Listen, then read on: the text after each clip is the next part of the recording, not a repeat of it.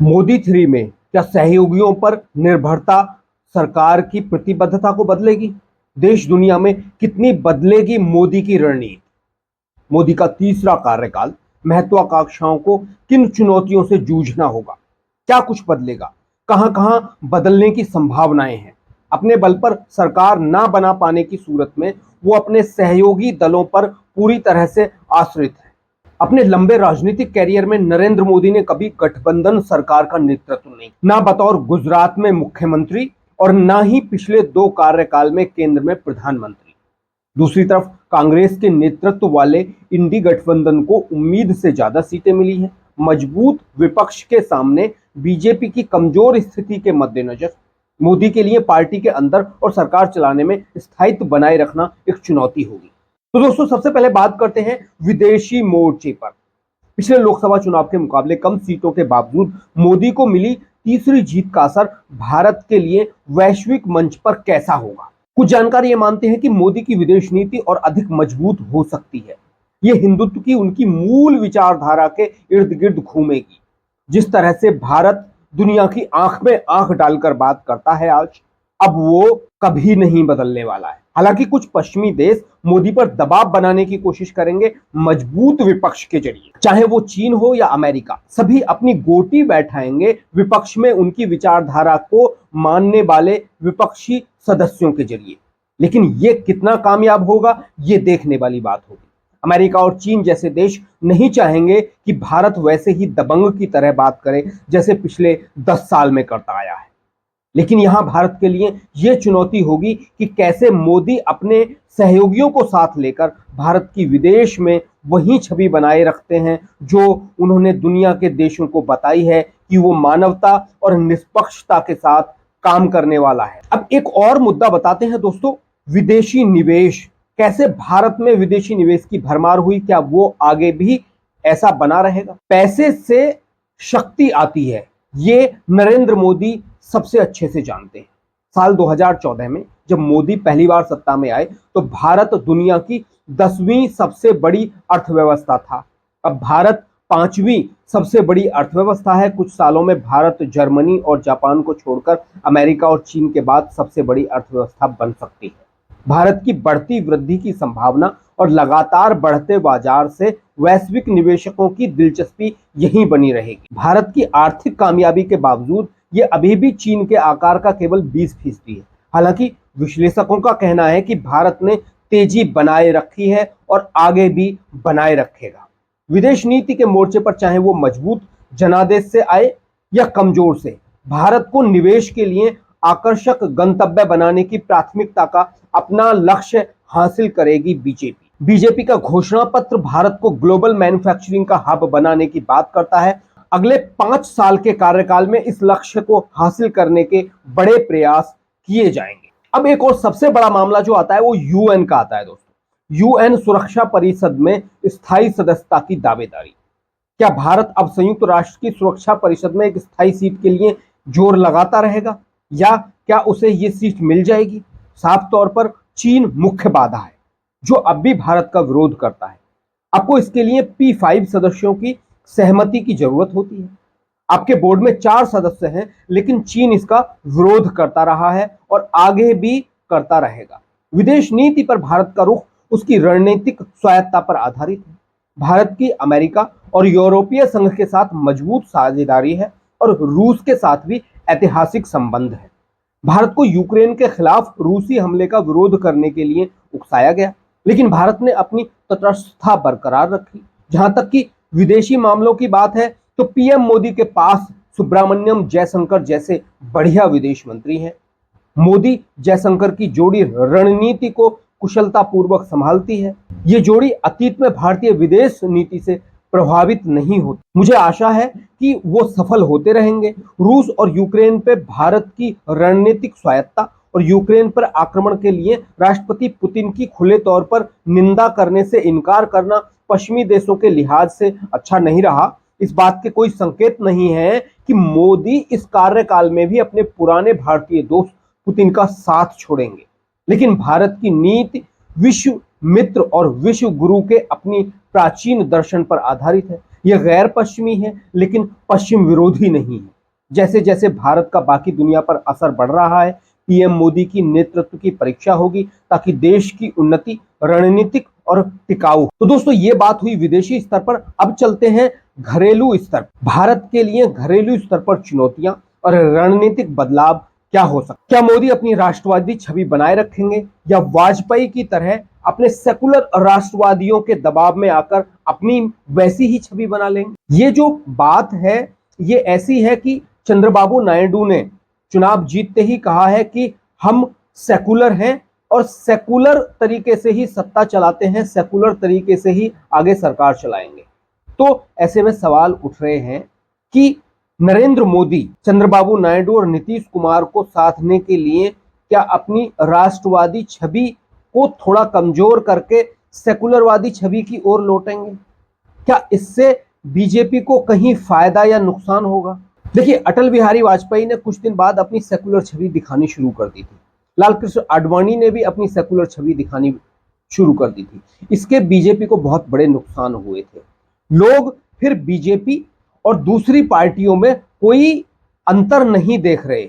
इसकी वजह से उन्होंने सोचा कि बीजेपी भी वही है, कांग्रेस भी वही है, तो फिर बीजेपी के पास क्यों जाए? अगर ऐसा होता है तो फिर बीजेपी की यहां सीट कम आई है और अगर ये सेकुलर छवि बनाने के चक्कर में नरेंद्र मोदी चले गए तो शायद ढलान भी हो सकता है। लेकिन नरेंद्र मोदी जानते हैं, अमित शाह जानते हैं कि वो सेकुलरता के नाम पर इस देश की सत्ता पर नहीं आए, वो देश के विकास और राष्ट्रवादी छवि के नाम पर आए हैं। और बीजेपी कभी भी, नरेंद्र मोदी कभी भी अपनी राष्ट्रवादी छवि नहीं छोड़ेंगे। कई लोगों का सवाल यह है कि क्या नरेंद्र मोदी अल्पसंख्यक वोट को पाने की अपनी लालसा को फिर से ढोते रहेंगे? कई लोगों की यह शिकायत रही, कई लोगों ने ये कहकर नरेंद्र मोदी की आलोचना की कि नरेंद्र मोदी अल्पसंख्यकों को कितना ही भी जोर लगा लें, वो कभी नरेंद्र मोदी को वोट नहीं देंगे। और ये इस लोकसभा चुनाव में सत्य साबित हुआ। किस तरह से अल्पसंख्यक वोटरों ने एक तरफा वोटिंग की, जहां बीजेपी को हरा सकते हैं वहां किसी भी पार्टी को वोट दिया, उस पार्टी को वोट दिया जो बीजेपी को हरा सकती है। चाहे इंडिया की कोई भी पार्टी रही हो, इंडिया गठबंधन, उस पार्टी ने बीजेपी को हराया है जहां, तो वहां ये सभी विश्लेषक कह रहे हैं कि यहां पूरी तरह से अल्पसंख्यकों का वोट मोदी के विपक्ष में गया है। तो क्या अभी भी मोदी अल्पसंख्यकों को अपनी पार्टी में लाने, उनका वोट पाने के लिए फिर से वो तथाकथित सेकुलरवादी बातें करते रहेंगे? क्या फिर से उन्हीं वक्फ बोर्ड और उन्हीं तमाम मदरसों को जिनमें बहुत सारी कट्टरपंथिता की पौध पनपती है, क्या उनको वैसे ही समर्थन दिया जाता रहेगा जैसे पिछली बार दिया गया?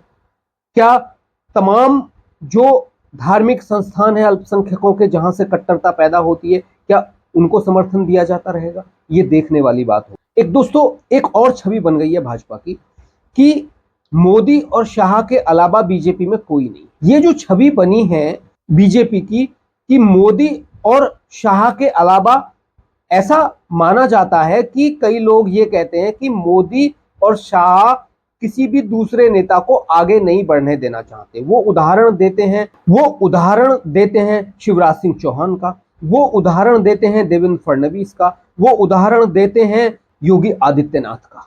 कई लोगों का यह मानना है कि नरेंद्र मोदी और अमित शाह अकेले एक छत्र पर राज करते हैं और वो दूसरे लोगों को आगे नहीं बढ़ने देना चाहते। ऐसा भी कहा गया है बहुत सारे विश्लेषकों के द्वारा कि इस चुनाव में आरएसएस ने भी मैदान में उतरकर लड़ाई नहीं लड़ी बीजेपी के लिए, और उन्होंने चुनाव में प्रचार बहुत ज्यादा तरीके से नहीं किया। वो अपने घरों में बैठे रहे आराम से। मोदी शाह के अलावा भी भाजपा के दूसरे छत्र आगे आ पाएंगे या फिर इनका ही एक छत्र राज की रणनीति पर भाजपा चलती रहेगी?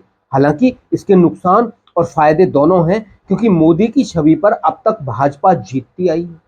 तो ये भी दोस्तों देखने वाली बात है, क्या मोदी की उस तरह की अब छवि है या आगे बना सकते हैं? जो ये तीसरा कार्यकाल है, इसमें मोदी की छवि उस तरह की फिर बन सकती है, अमित शाह की छवि, कि उनके चेहरे पर फिर से चुनाव में बीजेपी जीत पाए। दोस्तों, एक सबसे बड़ा मुद्दा है कॉमन सिविल कोड। क्या अब कॉमन सिविल कोड लागू हो पाएगा?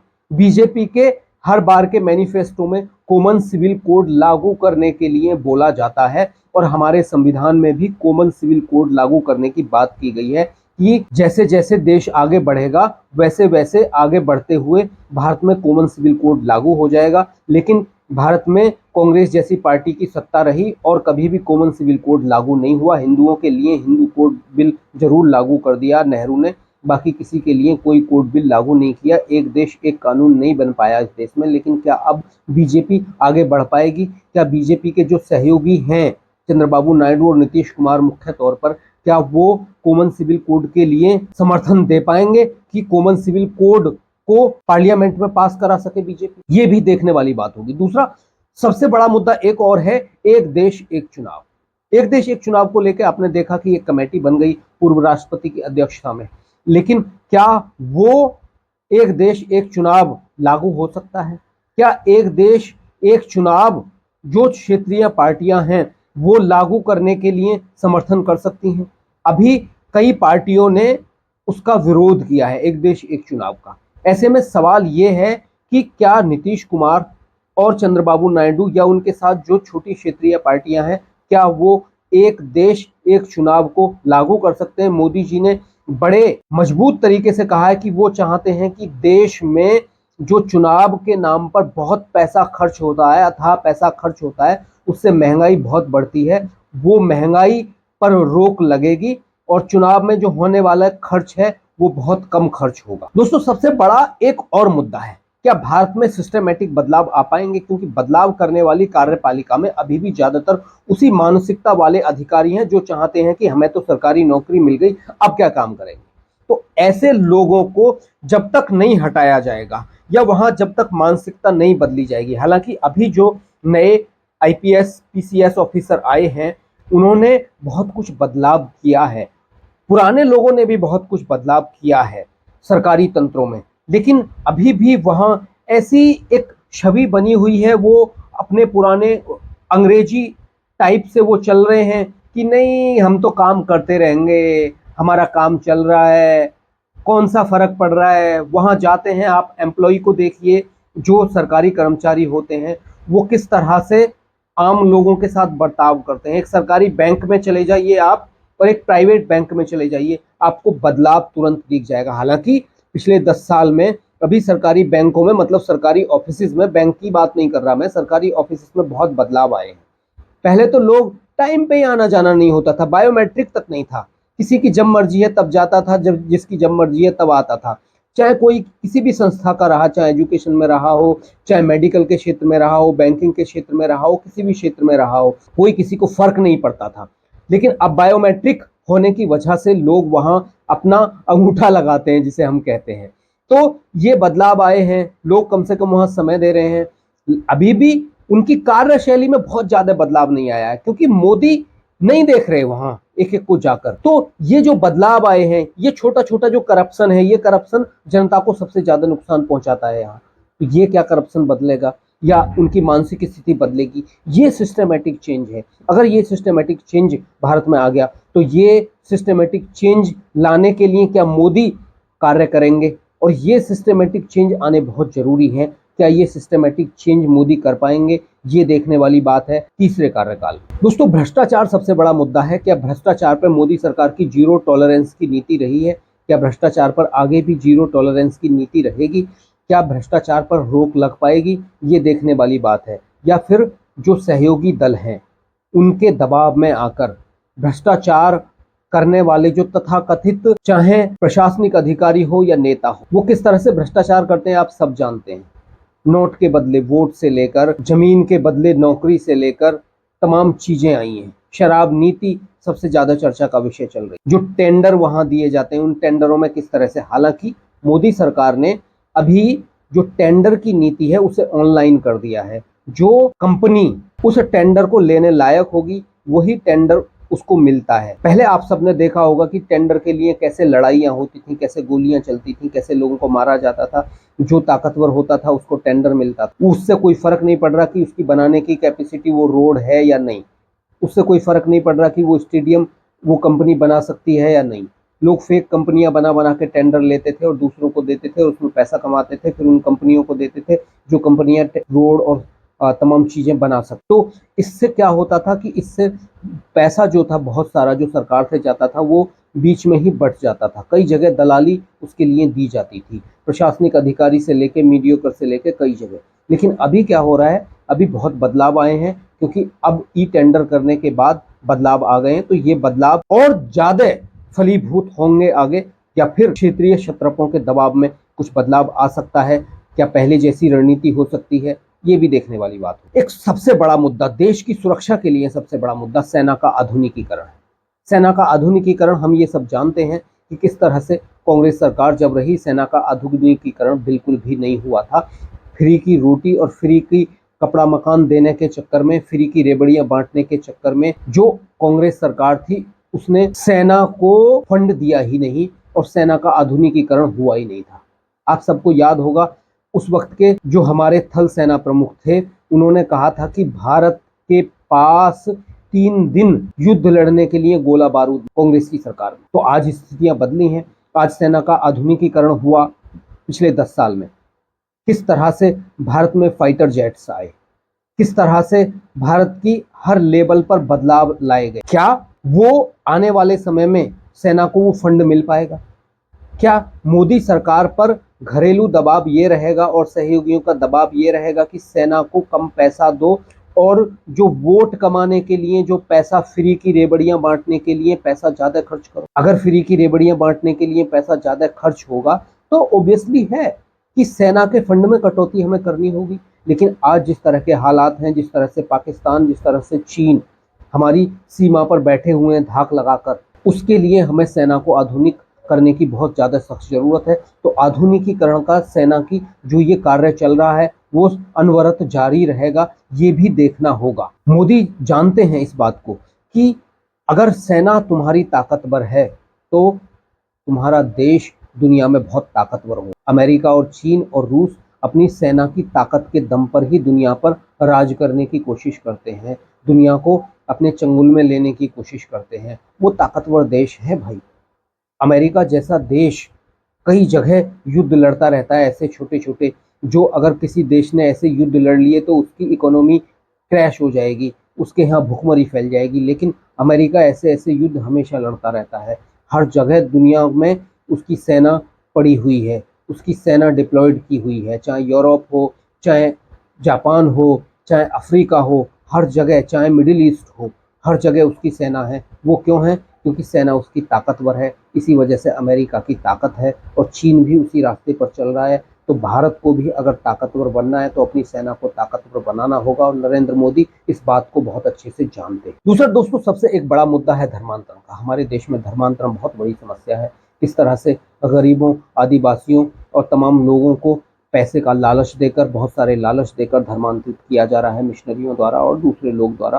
किस तरह के षड्यंत्र चल रहे हैं, जगह जगह धर्मांतरण की फैक्ट्रियां चल रही हैं। इन धर्मांतरण की फैक्ट्रियों को अगर रोका नहीं गया तो आने वाले समय में हिंदुओं की भारत में जो जनसंख्या है वो अपने आप ही घट जाएगी। कुछ तो हिंदू बचेंगे, वैसे भी हिंदू बच्चे पैदा नहीं करते हैं बहुत ज़्यादा, तो वही हाल होगा। तो धर्मांतरण पर अगर सख्ती से नहीं निपटा गया, सख्त कोई कानून नहीं लाया गया तो ये भी देखना होगा। धर्मांतरण पर अभी तक मोदी सरकार कोई सख्त कानून नहीं लेकर आई है। ऐसा माना जाता है कि मोदी सरकार विदेशी दबाव में रहती है। धर्मांतरण पर कानून लाने पर उसे लगता है कि भारत में विदेशी निवेश आने में समस्या पैदा होगी। जो यूरोप और अमेरिका जो जैसे देश हैं, ईसाई देश हैं, ये कहीं ना कहीं वहाँ के जो बिजनेसमैन हैं वो भारत में पैसा लगाने से हिचकेंगे अगर धर्मांतरण पर सख्त कानून बनाया। दोस्तों, एक और सबसे बड़ा राष्ट्रवादियों का एक सबसे बड़ी मांग है गौहत्या को लेकर। अगर गौहत्या पर बैन नहीं लगता है तो ये उनके लिए बहुत बड़ी निराशा होगी। आप सबको याद होगा अमित शाह ने गौहत्या पर बैन लगाने के लिए कहा चुनाव के लास्ट में आकर। अगर गौहत्या पर बैन नहीं लगा है तो ये उनके लिए निराशा होगी। क्या एक ऐसा कानून बन पाएगा देश में जो देश में गौहत्या को रोका जा सके किसी भी तरह से? ये देखने वाली बात होगी। क्या नरेंद्र मोदी उस पर आगे बढ़ पाएंगे? क्या नरेंद्र मोदी, दोस्तों आपको क्या लगता है, आप भी बताइए। और क्या क्या चुनौतियां हो सकती हैं पीएम नरेंद्र मोदी के सामने अपने तीसरे कार्यकाल?